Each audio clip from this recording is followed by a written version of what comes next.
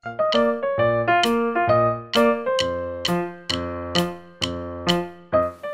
nakapagpapasaya sa tatay mo? Pag sumusunod kami sa kanya. Masarap ng pagkain. At saka pag nananalo si Pacquiao. Yung mag-church kami every Sunday, kompleto kami buong family. Sa tuwing hinihilog ko siya, tuwing pagod siya, sabay nanonood kami ng TV, sabay hinahandawan ko siya ng pagkain. Kapag may kape. Anong nakapagpapalungkot sa iyong tatay? Pag makulit ko. Okay, personal experience kapag hindi ko siya nababati kapag birthday. So nakakalimutan ko. Kapag may mga bagay kaming ginagawa na hindi naayon sa kalooban ni Lord. Ang tatay ko ay hindi niya na mimit yung gusto niyang ibigay sa kanyang pamilya, sa amin. Nalulungkot 'yun. Pag gumagala ako tuwing gabi, sabay pag hindi ko sinusunod yung mga sinasabi niya. Anong bagay ang paborito niyang ginagawa?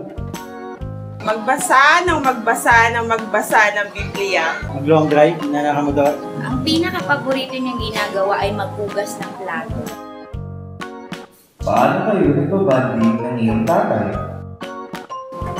Pag lang po, pumunta po kami dito po sa church para po maglaro po kami. Minsan nanonood kami ni Daddy sa TV. Babandi kami, pag day off niya, nag-movie marathon lang kami. Harutan. Usually, kumakain kami sa mga bagong kainan, tsaka paikot-ikot lang kami. Hilig kaming tumingin ng mga bago. Nagba-basketball kami. Saan magaling ang iyong tatay? Magaling siyang mag-disiplina. Mat, tsaka makabayan. Pag kailangan namin ayusin yung mga electricity sa bahay, siya yung gagawa na yung extension cord kapag kailangan ko, and yun, mga ganung basta tungkol sa mga wire-wire, bakal-bakal niya. Siya magaling. Mathematics. Magaling sa numero yan. Sa papaanong paraan nagkakapareho ang iyong tatay at ang Diyos?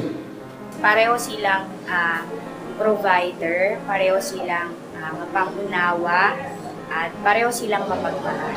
Siguro masasabi natin na hindi hinahayaan ni Papa na mapunta ako sa isang bagay na alam niya mapapahamak ako. Though, minsan, nagkakamali, pero andyan pa rin siya kahit ilang beses ako magkamali.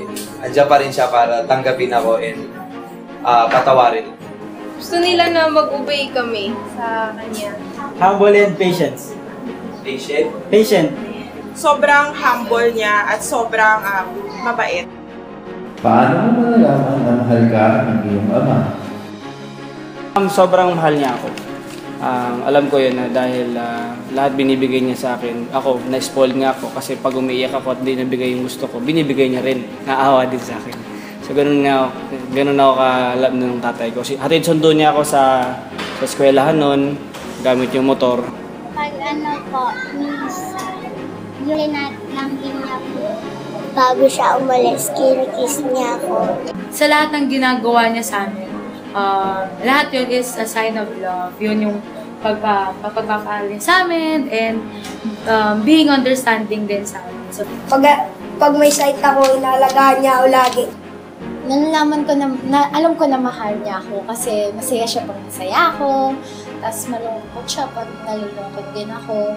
Tapos sa lahat ng achievements ko, proud siya kahit na sobrang simple lang. Kahit pumasa lang ako, nung estudyante pa ako, kahit pumasa lang ako sa exam, masaya na siya. Proud na siya sa akin. Gusto niya lagi yung ikakabuti ko. Parang ginagawa niya lahat ng para sa ikabubuti ko. Pag wala pa ako ng mga 10 sa bahay ng gabi, tinatawagan niya na ako at tinetext, kinukulit para umuwi na.